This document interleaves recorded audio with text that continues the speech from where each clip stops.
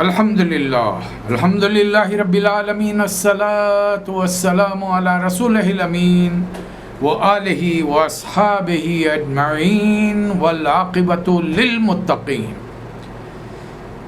محترم خواتین حضرات، السلام علیکم ورحمۃ اللہ وبرکاتہ۔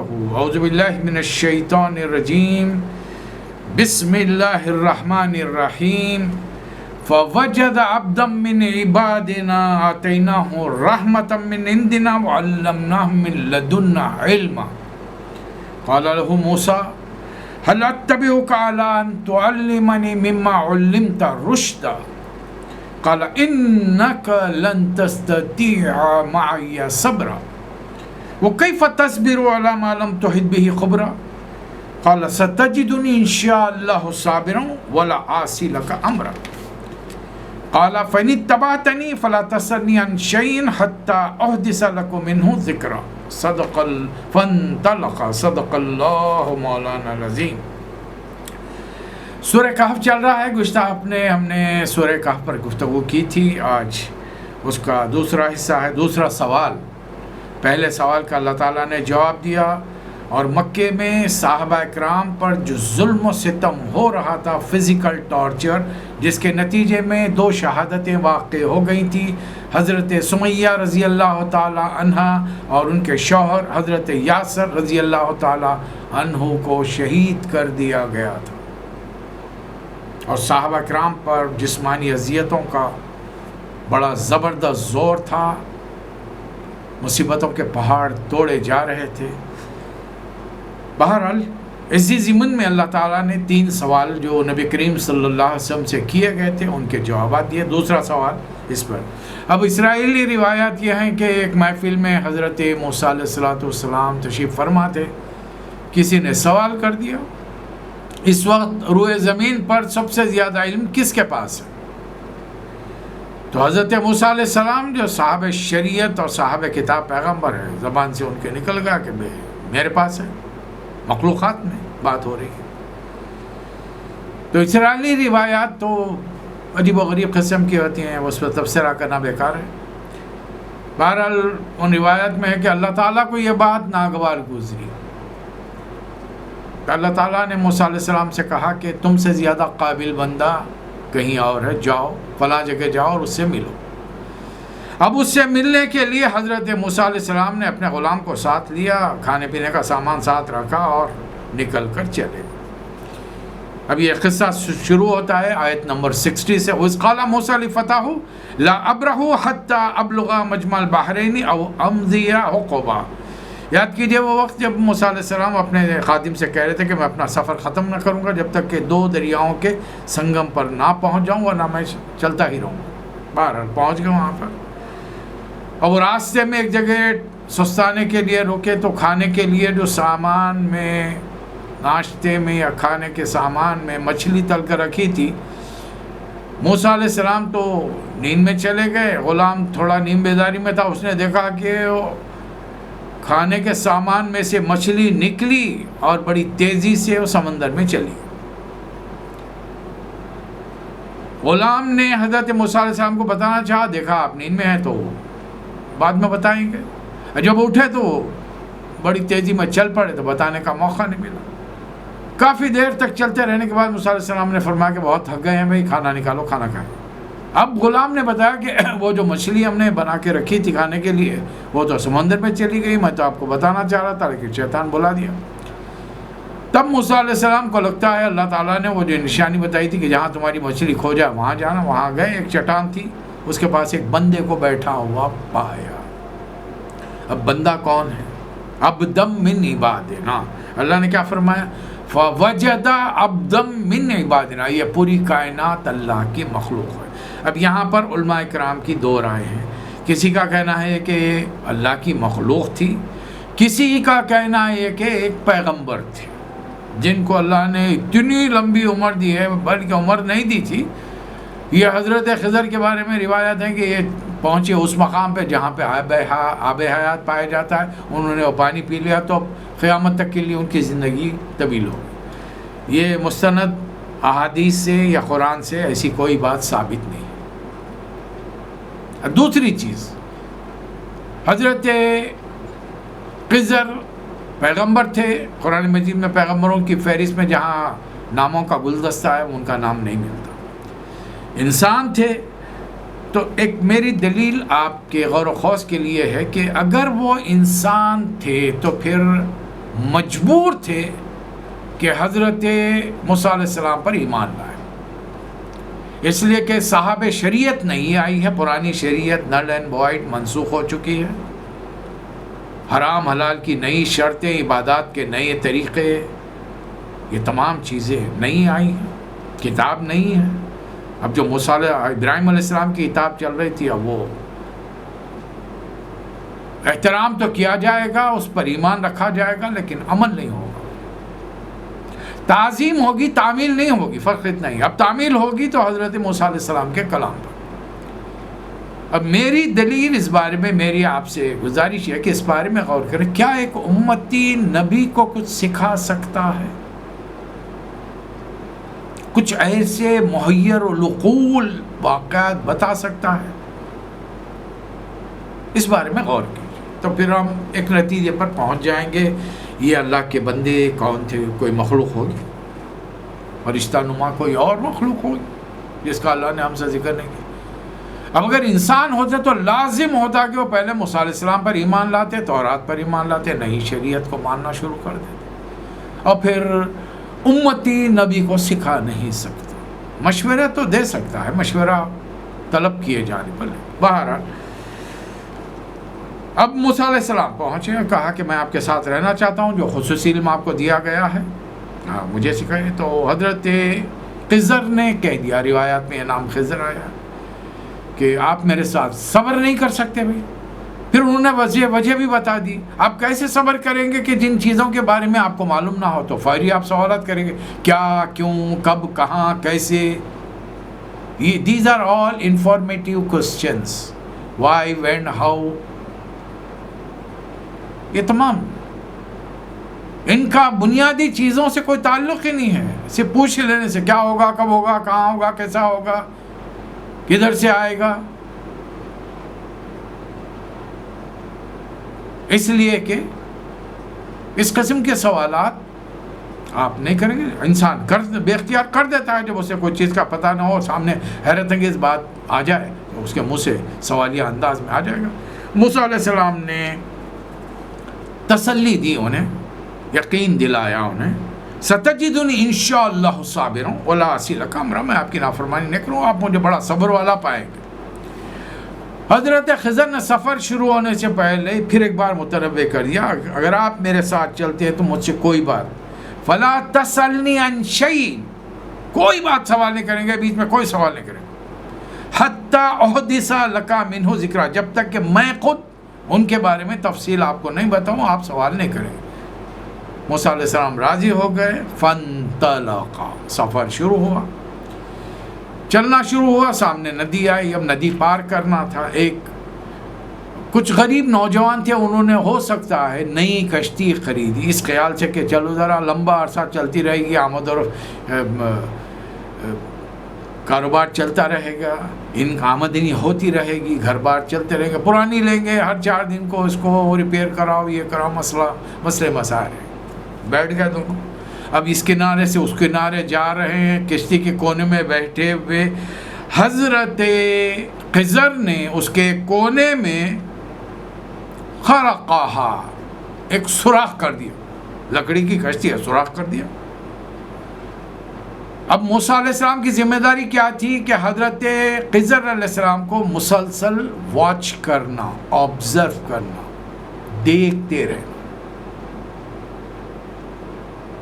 انسانی مزاج یہ ہے کہ مدرسوں میں دیکھا ہوگا، بلکہ آپ کے ساتھ بھی واقعات ہوں گے، ٹیچر پڑھاتے رہتا، ہم اپنے خیالات میں، مضمون میں دل نہ لگے، انگریزی کا ہو، اپنی زبان کا ہو، سائنس کا ہو، میتھمیٹکس کا ہو، جیومیٹری کا ہو، ہسٹری جیوگرافی کا ہو، سوشل سائنسز کا، کچھ بھی ہو، بندے کا دل نہیں لگے تو انہیں کہیں اور رہتا. مولوی صاحب کیا کر رہے ہیں، ٹیچر کیا پڑھا رہا ہے، انسٹرکٹر کیا بتا رہا ہے، سمجھ میں نہیں آ رہا، بس دیکھ رہا ہے. فزیکلی کلاس میں پریزنٹ ہے، مینٹلی ہی از آؤٹ. ایک قصہ سنیے.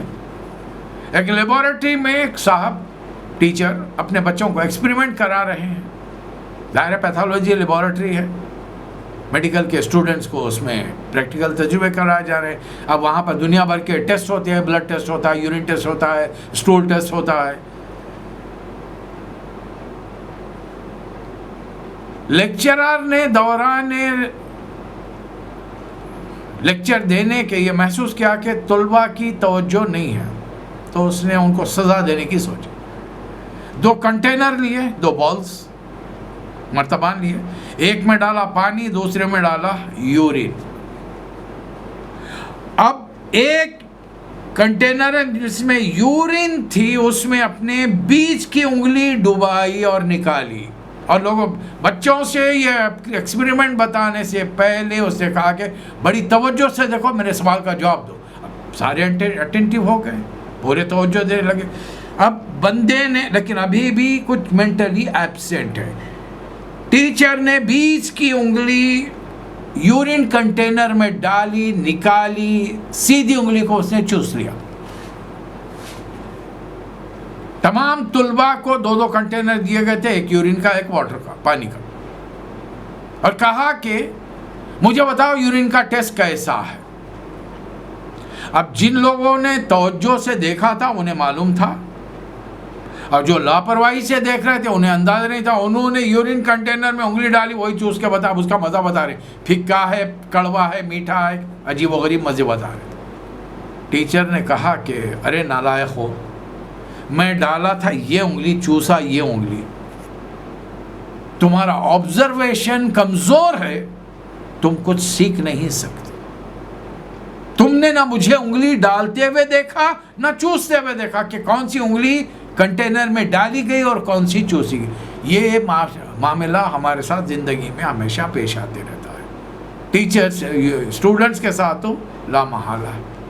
لیکن بڑی چیز کیا ہے, جو اسٹوڈنٹ اچھے ہوتے ہیں وہ پورا آبزرو کرتے ہیں. موسیٰ علیہ السلام بیٹھے ہوئے ایک حضرت خضر کی حرکت پہ نظر رکھیں. جیسی انہوں نے دیکھا کہ غریب مچھیروں کی کشتی ہے, کشتی چلا رہے ہو, بیچارہ اپنا روٹی روزی کمانے کے لیے نئی کشتی خریدے, اس میں سوراخ کر دیا. موسیٰ علیہ السلام برداشت خرقتها لتغرق اہل, ارے آپ نے اس میں سوراخ ڈال دیا, پانی بھر جائے گا یا مر جائیں گے, یہ تو ڈوب جائیں گے اس کے اندر. لقد جئت شیئا امرا, آپ نے بڑی نامناسب حرکت کی ہے. حضرت خضر پلٹے, الم اقل انک لن تستطیع معی صبر, کیا میں نے آپ سے نہیں کہا تھا کہ آپ میرے ساتھ صبر نہیں کر سکتے. اب موسیٰ علیہ السلام کو یاد آیا. کیا ظاہر ہو رہا ہے یہاں پر, پیغمبر بھی بشر ہوتے ہیں, بھولنے کی چیز وہ صفت اللہ تعالیٰ نے ان میں بھی رکھی ہوتی ہے. چونکہ سامنے اتنا محیر العقول واقعہ پیش آیا کہ حضرت موسیٰ علیہ السلام نے سوچا کہ بڑی زبردست چیزیں کا علم مجھے دیا جائے گا, یہاں پہ تو کچھ اور ہی بات ہو رہی ہے. غریبوں کی کشتی میں انہوں نے سوراخ کر دیا. اب پھر میں سوال کر رہا ہوں تو مجھے ٹوک رہے ہیں, پھر آپ سوال کر رہے ہیں. اب موسیٰ علیہ السلام نے معذرت کی, لا تؤاخذنی بما نسیت, بھول کے, یعنی مطلب بولتے ہیں, پیغمبر بولتے ہیں, ان کے موسیٰ علیہ السلام کے الفاظ ہیں جو اللہ نے قرآن میں نوٹ کیے ہیں. ولا ترهقنی من امری عسرا, اب میرے معاملے میں آپ اتنی زیادہ پکڑ زیادتی مت کیجیے, چلیے وہاں سے فانطلقا, سفر آگے رہے. اب کنارے اتر کر بستی میں جا رہے ہیں. بستی سے پہلے راستے میں ایک 9-10 سال کا خوبصورت لڑکا بھاگتے ہوئے آ رہا ہے, دیکھا. فقتلھا, حضرت خضر نے اس 10 سالہ 9 سالہ بچے کو قتل کر دیا. موسیٰ علیہ السلام چوکنا ہو گئے, حیران ہو گئے. قالا قتلت نفسا زکیا بغیر نفس, ارے اس بچے نے کسی کو قتل نہیں کیا, کوئی ایسا کبیر گناہ نہیں کیا ہے, اور آپ نے بغیر کسی سبب کے اسے قتل کر دیا. لقد جئت شیئا نکرا, یہ آپ نے بہت غلط کام کیا ہے, یہ آپ کو سزاوار نہیں ہوتا. کیا کیا آپ نے بچے کو, ارے بچے کو تو بڑے اگر وہ کسی کو قتل بھی کر دیتے ہو, جواباً اسے قتل نہیں کیا جائے گا بچے کو. خضر علیہ السلام پھر پلٹے, الم اقل انک لن تستطیع معی صبر, کیا میں نے آپ سے نہیں کہا تھا کہ آپ میرے ساتھ صبر نہیں کرے. پھر موسیٰ علیہ السلام کو یاد آؤ, ہو گئے. لیکن چیز ایسی اچانک سامنے آ رہی کہ جذبات پر قابو پانا، اپنے آپ پہ کنٹرول کر کے روکے رکھنا، کچھ نہ کہنا ممکن ہی نہیں. کہنے لگے قال ان سألتک عن شیء بعدها فلا تصاحب، اب اس کے بعد میں اگر آپ سے میں کوئی سوال کروں میرے کو ساتھ مت رکھے. قد بلغت من لدنی عذرا، اب آپ کو میری طرف سے ایک مناسب عذر تو مل گیا ہے. چلیے فانطلقا، آگے بڑھے، بستی میں داخل ہوئے. جب بستی میں گئے تو وہاں کے پرانے زمانے میں ہوتا تھا کہ بستی میں کچھ نئے لوگ نووارد آ جائیں تو لوگ بڑا احترام کرتے تھے، انہیں ایک آدھ جگہ ٹھہرا کر کھانے پینے کا بندوبست کرتے. یہ بستی والے بڑے نئے تھے، انہوں نے کہا کہ نہیں تمہارے لیے کوئی کھانے پینے کا سامان، جاؤ. اب بستی والوں کے اس رویے کو دیکھ کر حضرت خضر اور موسیٰ علیہ السلام واپس آ رہے ہیں. راستے میں حضرت خضر نے ایک ٹوٹی ہوئی دیوار دیکھی، کھڑے رہ گئے اس دیوار کو برابر کرنے. موسیٰ علیہ السلام کو بڑا تعجب ہوا، بلکہ ہو سکتا ہے غصہ آیا، ارے یہ بستی والے اتنے نالاق ہیں کہ انہوں نے ضیافت تک نہیں کی، کھانے کو نہیں پوچھا، آرام کے لیے نہیں کہا اور نکال دیا ہم کو بستی میں سے. اور آپ ان کی ٹوٹی ہوئی دیوار، اگر آپ کو اتنا ہی شوق تھا بنانے کا کم از کم ان سے معاوضہ طے کر لیتے تو کچھ کھانے پینے کو مل جاتا. موسیٰ علیہ السلام کہہ رہے ہیں لو شئت لاتخذت علیہ اجرا، اس کا کوئی معاوضہ لے لیتے ہم. باوجود یہ کہ اپنے آپ پر پابندی لگائی کہ تیسرا سوال کروں گا میرا ساتھ چھوڑ دیجئے. تیسرا سوال کر دیا. اب حضرت خضر کہہ رہے قال ھذا فراق بینی و بینک، اب یہ میرے اور آپ کے درمیان جدائی کا وقت ہو گیا. یہ آپ کے الفاظ ہے کہ اب سوال کرو تو میرے ساتھ چھوڑ دیجئے. یہاں پر رسول اللہ علیہ وسلم کی ایک حدیث ملتی ہے صلی اللہ علیہ وسلم. نبی صلی اللہ علیہ وسلم نے فرمایا کہ کاش موسیٰ علیہ السلام تھوڑا اور صبر کر لیتا اور ہم کو بہت ساری چیزیں معلوم ہو سکتی تھی. بہرحال حضرت خضر نے کہنا شروع کیا سأنبئک بتاویل ما لم تستطیع علیہ صبرا، اب میں وہ تمام باتیں آپ کو بتا دوں گا جس پر آپ صبر نہیں کر سکے. اب وہ پہلا مسئلہ کشتی کا جس میں نے سوراخ کیا، آپ جانتے ہیں کیوں؟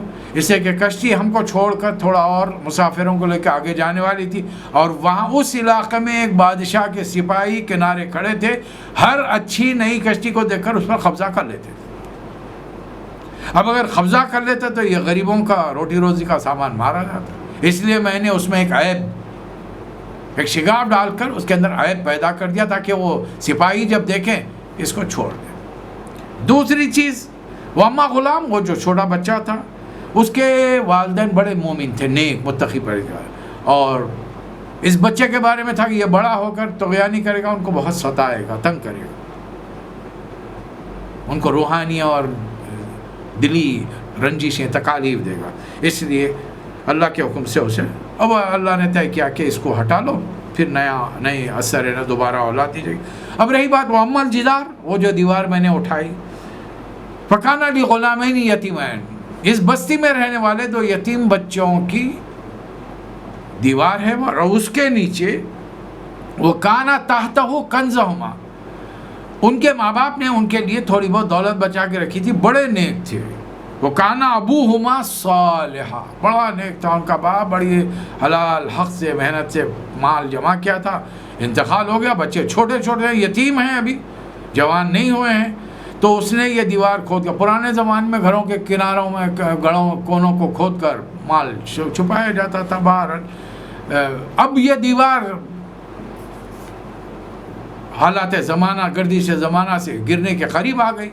میں نے چاہا کہ دوبارہ دیوار بنا دوں، ورنہ عمومی طور پر کوئی ٹوٹی ہوئی دیوار ہوتی ہے کہ بچے کھیلتے کھیلتے ایک ایک اینٹ اور گراتے. اب ایک وقت آئے گا کہ وہ خزانہ جو اندر کسی برتن میں رکھا ہوگا دکھ کے آ جائے گا، کوئی بھی لے کے جائے گا.